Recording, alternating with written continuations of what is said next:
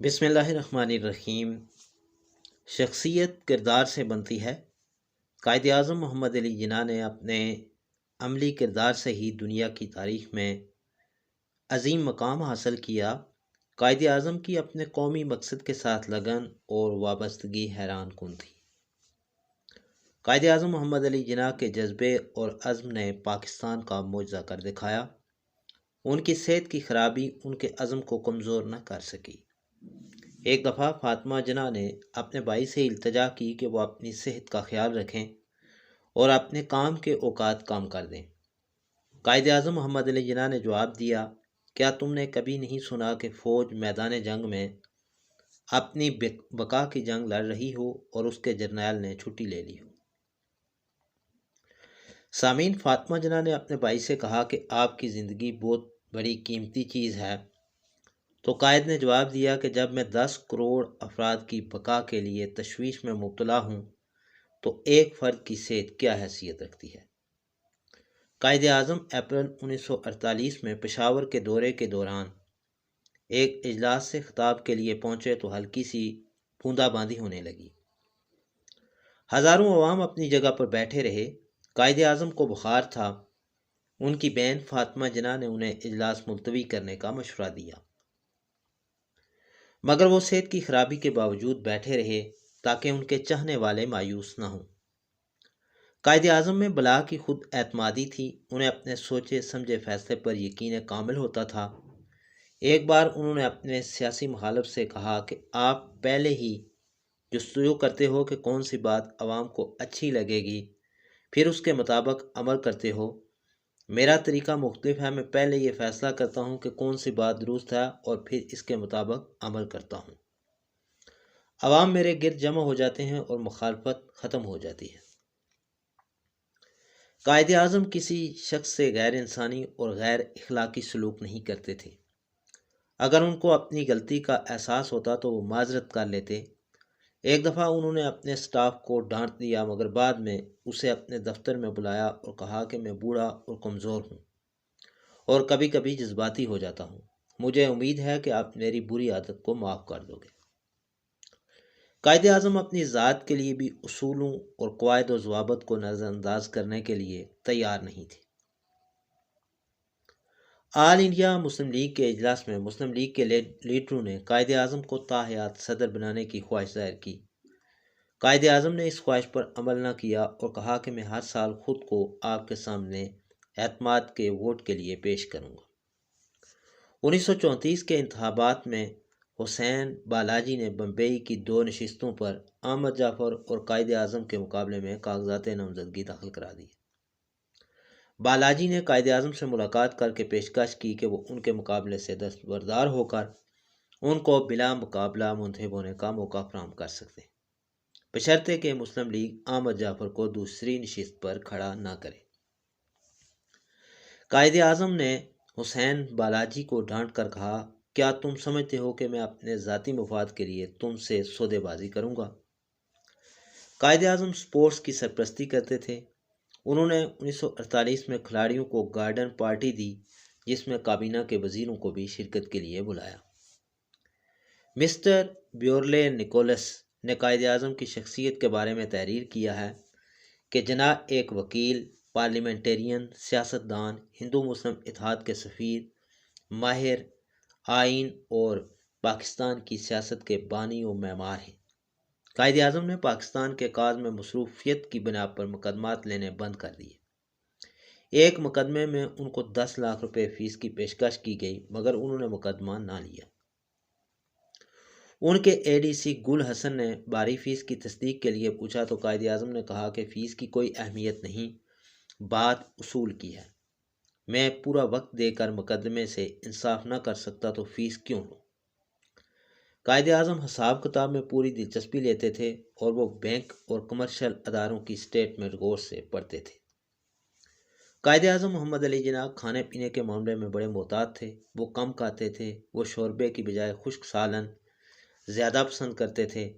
Lunch پر نان کا ایک ٹکڑا لیتے۔ ناشتہ بڑے شوق سے کرتے۔ ان کے ناشتے میں ابلا ہوا انڈا، شہد اور جیم شامل ہوتا تھا۔ ایک ٹوسٹ کھاتے تھے، آدھا ٹوسٹ انڈے اور آدھا شہد یا جیم کے ساتھ کھاتے۔ مہینے میں ایک دو بار سری پائے کھا لیتے۔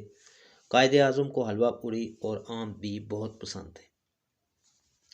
15 اکتوبر 1937 کو آل انڈیا مسلم لیگ کا ایک اجلاس لکھنؤ میں ہوا۔ اس موقع پر نواب اسماعیل خان نے ٹوپی پہن رکھی تھی جو انہیں بہت خوبصورت لگ رہی تھی۔ قائد اعظم ٹوپی سے متاثر ہوئے۔ نواب اسماعیل نے قائد اعظم کو ٹوپی پہننے کی پیشکش کی۔ قائد اعظم نے ٹوپی پہنی تو رفقا نے بڑی تعریف کی۔ قائد اعظم نے شیشے کے سامنے کھڑے ہو کر دیکھا تو ٹوپی ان کو پسند آئی۔ نواب اسماعیل کی درخواست پر قائد اعظم ٹوپی پہن کر پہلی بار اجلاس میں شریک ہوئے۔ عوام نے انہیں ٹوپی پہنتے دیکھ کر تالیاں بجائیں۔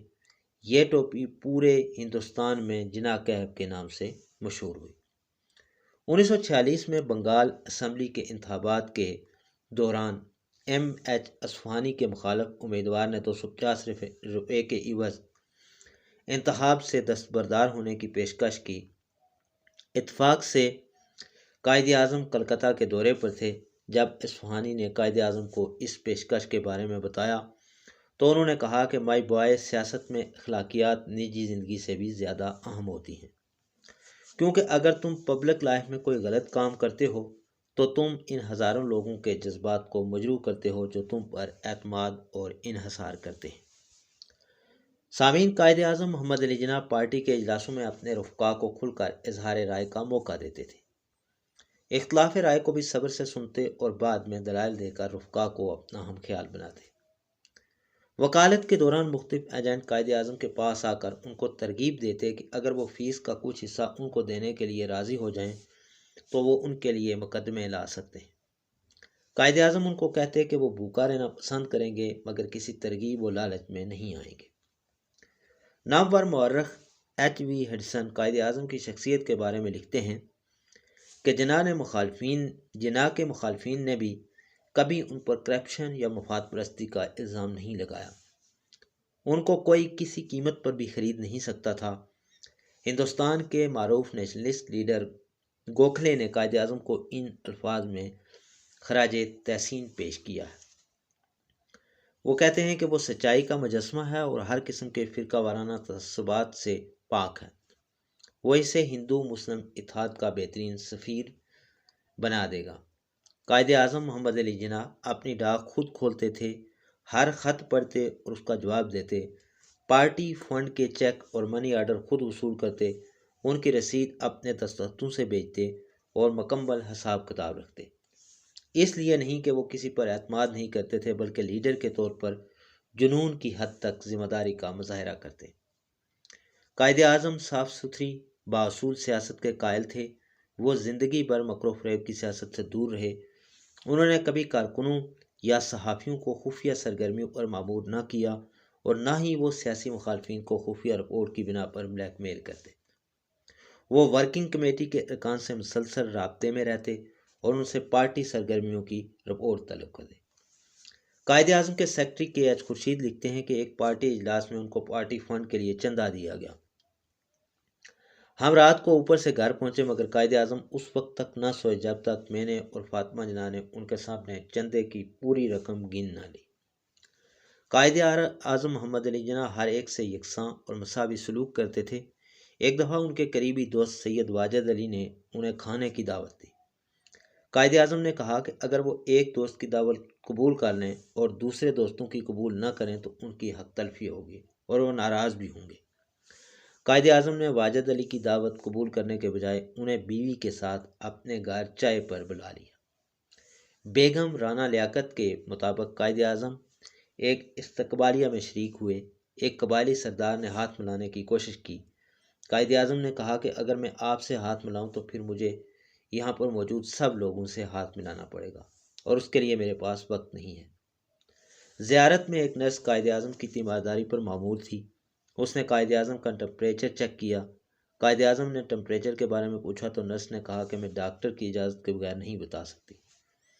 قائد اعظم خود باصول آدمی تھے، لہٰذا نرس سے ناراض ہونے کے بجائے خوش ہوئے اور اس کی تعریف کرتے ہوئے کہا کہ میں ایسے لوگوں کو پسند کرتا ہوں جو مصمم ارادے کے مالک ہوں اور خوفزدہ ہونے سے صاف انکار کر دیں۔ قائد اعظم محمد علی جناح خوشامد کے بجائے اختلاف رائے کو پسند کرتے تھے۔ ایک سوشلسٹ لیڈر ابراہیم حبیب اللہ نے قائد اعظم کے سامنے ان سے اختلاف کرتے ہوئے نہرو کا دفاع کیا۔ قائد اعظم نے کہا، میں تم جیسے لوگوں کو پسند کرتا ہوں، تم میرے ساتھ شامل ہو جاؤ۔ سر اولف کار جو 1946 میں صوبہ سارت کے گورنر رہے، قائد اعظم کو ان الفاظ میں خراج تحسین پیش کرتے ہیں۔ وہ کہتے ہیں کہ جناح ایک سیاستدان سے کہیں زیادہ عظیم تھے۔ اسلامی اصطلاح کے مطابق وہ مجدد تھے، جو صدی میں ایک ہی ہوتا ہے، جو امت کے لیے راہ حق کی رہنمائی کرتا ہے۔